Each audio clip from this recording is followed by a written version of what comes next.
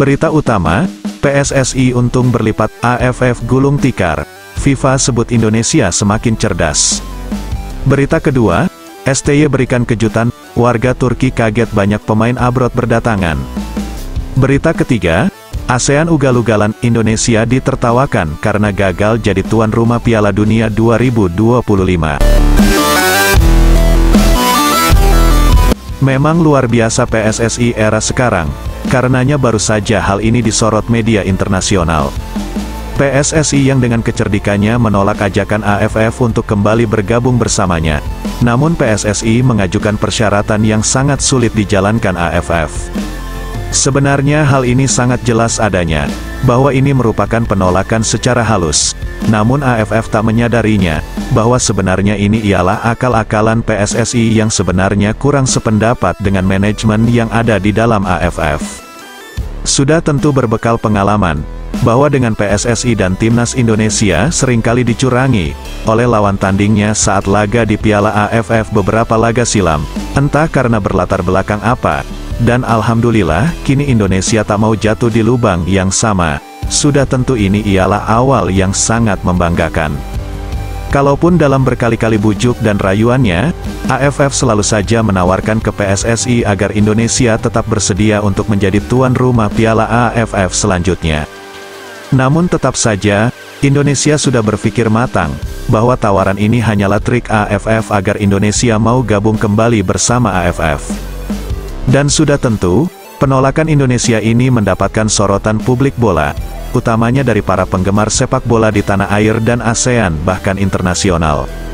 Kalaupun jika Indonesia mau menjadi tuan rumah Piala AFF ini, tentu mungkin saja banyak harapan muncul. Namun sayang, dengan sigap PSSI tetap memberikan syarat khusus kepada AFF, jikalau Indonesia harus jadi tuan rumah Piala AFF ini. Dan keputusan mengejutkan ini diputuskan setelah pertemuan tertutup antara perwakilan PSSI bersama pihak AFF. Adapun beberapa alasan yang diberikan oleh PSSI untuk menolak tawaran tersebut, yaitu dengan cara yang sangat cerdik gemilang. Salah satunya ialah seputar keterbatasan infrastruktur yang dimiliki Indonesia. Meskipun sudah nyata adanya, bahwa Indonesia memang memiliki dukungan penuh dari para penggemar sepak bolanya. Bahkan infrastruktur stadion, meliputi akomodasi, dan fasilitas pendukung lainnya. Ini terbukti saat Indonesia sukses menjadi tuan rumah Piala Dunia U17 kemarin. Hal inilah yang menjadi alasan kuat PSSI agar tak seolah menolak kasar atas tawaran AFF, tetap bijaksana dan terlihat lebih menawan keputusannya. Selanjutnya, PSSI dalam konferensi persnya menyatakan bahwa kami sangat menghargai kepercayaan yang diberikan AFF pada Indonesia, utamanya sebagai calon tuan rumah.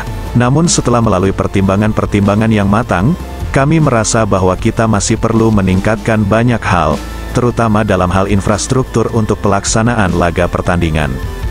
Kalau secara nalar sehat, timnas mana sih yang tak ingin pertandingannya sempurna sesuai standar FIFA? Mungkin kalau apa adanya si Indonesia bisa-bisa aja, tapi apa tak jadi bahan ejekan nantinya? Yang pasti kami PSSI ingin mempersembahkan yang paling terbaik, pungkas salah satu anggota PSSI. Apalagi kalau kami sampai harus mengorbankan para peserta tampil di tempat yang tidak standar alias ecek-ecek. Kami juga tak ingin mengorbankan kualitas penyelenggaraan demi kecepatan semata dalam mengambil keputusan, namun endingnya mengecewakan. Dan disinilah poinnya. Selain beberapa hal itu, permasalahan logistik dan jaminan keamanan juga menjadi pertimbangan utama yang harus kita siapkan. Tentu dalam hal ini PSSI sangat menyadari, bahwa ketika penyelenggaraan turnamen sepak bola sekelas Piala AFF, tentu dan pasti membutuhkan persiapan yang matang dan dukungan dari berbagai pihak terkait juga, termasuk pemerintah, kepolisian, dan pihak terkait lainnya. Kalaupun nyata Indonesia pasti mampu untuk laga sekelas AFF, kembali lagi ini hanyalah trik PSSI agar Indonesia bisa memberikan pelajaran kepada AFF. Adapun ketika menanggapi keputusan ini, beberapa pengamat bola mengatakan, bahwa pilihan PSSI untuk menolak ajakan AFF ialah keputusan yang paling bijaksana dan paling fenomenal sepanjang zaman. Banyak negara yang mendambakan tawaran itu, namun Indonesia malah menolaknya. Mereka bahkan berpendapat, bahwa lebih baik menunggu hingga Indonesia benar-benar siap secara keseluruhan untuk menjadi tuan rumah turnamen yang bergengsi ini.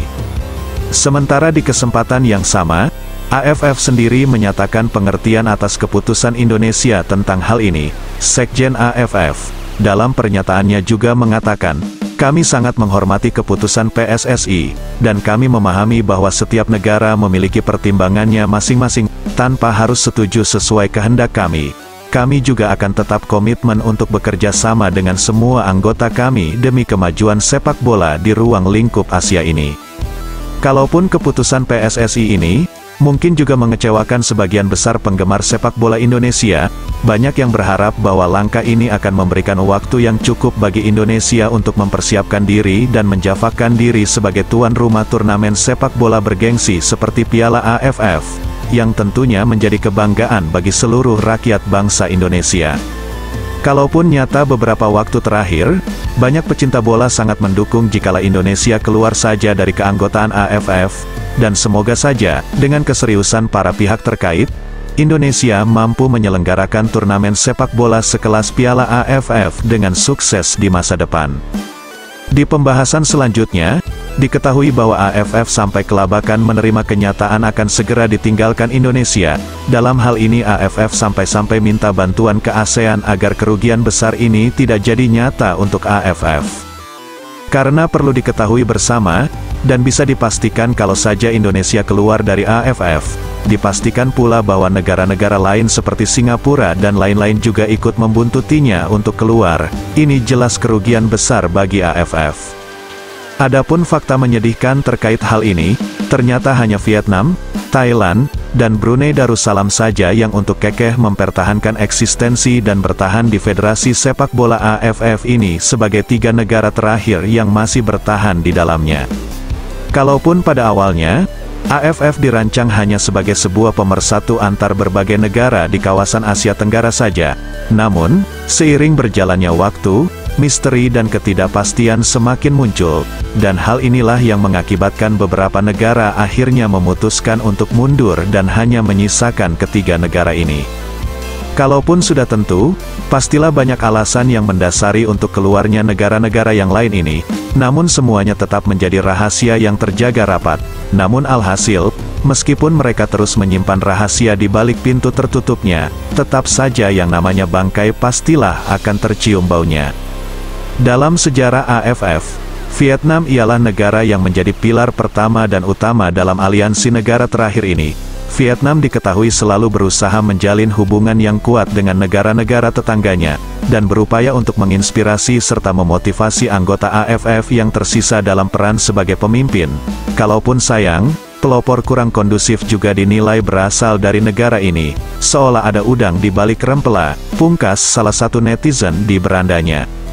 Sementara di sisi yang lain, Thailand dengan kekayaan budaya dan ekonomi yang besar, ternyata juga dapat dimanfaatkan Vietnam sebagai tulang punggung ekonomi di AFF. Bahkan Brunei Darussalam, dengan kekayaan alam dan stabilitas politik yang luar biasa juga dimanfaatkan pula sebagai penyetabil kekuatan damai di dalam AFF.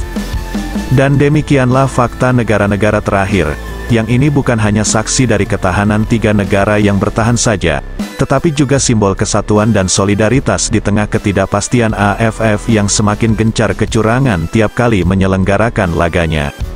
Dengan tekad keluar dari AFF inilah, semoga Indonesia semakin membaik serta semakin berkualitas, karena sudah jelas adanya seperti keterangan di atas tersebut. Adapun AFF juga semoga semakin ingat dengan cita-citanya, yang katanya ingin menjadikan AFF sportif dalam merealisasikan sepak bola Asia yang anti mafia bola. Spill komentar terbaiknya ya Kak, bagaimana sebaiknya PSSI dalam menyikapi hal tersebut?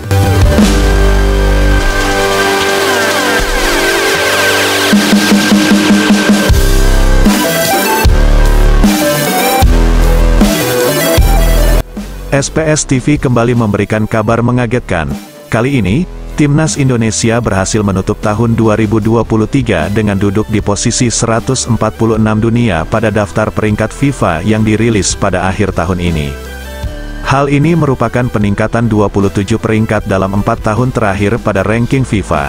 Kita tahu pada akhir tahun 2019 lalu, Timnas Indonesia masihlah berada di posisi 173. Namun hadirnya Sintayong sebagai pelatih, membuat ranking FIFA naik drastis dan kini hanya berjarak 22 poin dari Filipina yang ada di batas akhir zona 140 besar dunia. Sebuah rekor baru bagi timnas Indonesia, bukan? Dengan lolos ke putaran final Piala Asia yang digelar pada Januari tahun 2024 mendatang, Indonesia punya banyak peluang bagus untuk mendapatkan banyak poin, dan tentu juga untuk meningkatkan peringkat di daftar peringkat FIFA. Dalam hal ini, PSSI sedang menjalankan jadwal TC Timnas Indonesia, juga sedang mempersiapkan diri untuk laga Piala Asia 2023. Timnas Indonesia langsung menggelar latihan usai tiba di Turki untuk persiapan tersebut. Adapun salah satu pemain non-abroad seperti Sean Patinama, diketahui juga langsung bergabung di hari pertama latihan. Bahkan Marcelino yang sebelumnya berkutat dengan cederanya juga telah gabung bersama tim dalam ajang TC ini. Di hari pertama TC, ternyata masih ada 7 pemain abroad yang diketahui belum bergabung, karena mayoritas dari mereka sedang bermain di Eropa dan masih memiliki jadwal pertandingan hingga pergantian tahun atau liganya selesai. Hanya satu yang bermain dengan klub sepak bola Asia, yakni Jordi Amat.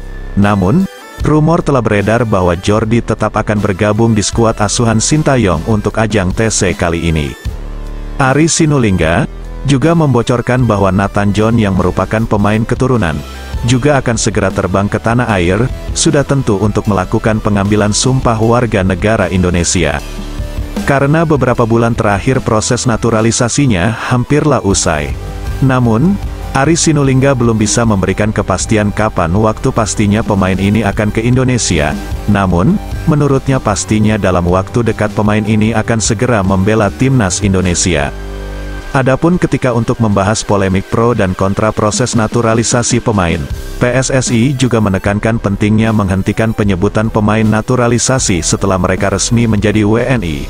Bahkan, PSSI juga menolak anggapan miring sejumlah pihak terkait motif pemain keturunan yang mau dinaturalisasi. Pernyataan dikotomi pemain naturalisasi dan lokal harus dihentikan secepatnya. Kembali ke soal TC Timnas, setidaknya ada 26 pemain yang sudah dipanggil PSSI, yang mereka semua berasal dari pemain Timnas Indonesia U17. Kalaupun sayang, tak satu pun ada nama pemain yang bermain di luar negeri seperti Amar Barkic dan Welber Jardim, padahal mereka semua sangatlah bagus dalam prestasinya. Adapun pada TC Timnas kali ini, sistem promosi dan degradasi diberlakukan ketat, mengingat kompetisi yang akan diikuti baru bergulir pada pertengahan Juni mendatang. Hal ini sudah pasti seputar pengembangan sepak bola nasional, yang masih saja menjadi sorotan utama, dalam kaitannya dengan prestasi Timnas Indonesia ke depannya. Bahkan banyaknya kritikan pedas tentang pemain naturalisasi, juga dinilai oleh pengamat bola belumlah bekerja dengan optimal, sehingga PSSI selalu saja dengan jalan pintas seperti halnya gencar dalam naturalisasi pemain. Bahkan Sintayong juga dinilai memiliki nasib yang tidak jauh berbeda dengan timnas yang dilatihnya, sebab pemain-pemain yang diambil Sintayong ini dinilai tidak sesuai dengan selera sejumlah pihak, termasuk supporter Indonesia. Semoga dan tersemogakan, PSSI semakin matang dalam menjadwalkan timnas Indonesia dalam menyiapkan segalanya. Mulai dari gencarnya naturalisasi pemain, bahkan penjadwalan TC dan latihan-latihannya, sehingga Indonesia dipastikan akan segera menjadi percontohan klub-klub ASEAN khususnya. Dan demikianlah beberapa kabar terkini seputar dunia sepak bola Indonesia dan beberapa negara lainnya. Selalu dukung perjuangan timnas Indonesia ya. Jangan lupa untuk selalu spill komentar serta pendapat terbaiknya di setiap kabar yang kami sampaikan.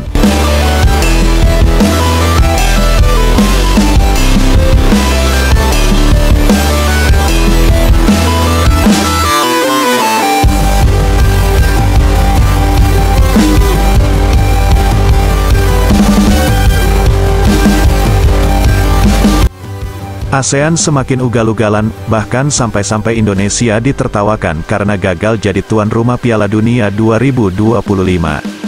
Indonesia, sebagai salah satu negara dengan jumlah penduduk terbanyak di dunia, semestinya juga memiliki potensi yang besar dalam bidang olahraga.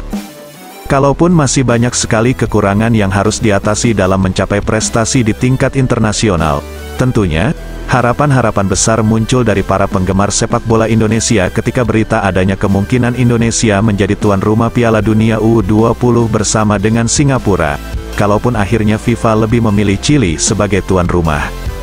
Kita bersama tahu, bahkan juga menyaksikan bahwa sebelumnya, Indonesia telah sukses menggelar Piala Dunia U17. Hal ini tentu membuat Presiden FIFA sangatlah menghargai apa yang telah dilakukan oleh Indonesia, dan mengatakan bahwa ia ingin kembali ke Indonesia untuk menyelenggarakan event besar yang lain seperti halnya Piala Dunia. Dengan adanya hal tersebut, sudah pasti banyak orang dari Indonesia kemudian merasa sangat yakin, dan muncul harapan besar bahwa Indonesia akan lolos menjadi tuan rumah Piala Dunia U20 setelah mencalonkan diri untuk menjadi tuan rumahnya. Semoga saja, di masa depan, Indonesia akan dapat menunjukkan kemampuannya di bidang olahraga dan dapat menjadi tuan rumah Piala Dunia yang sangat diharapkan.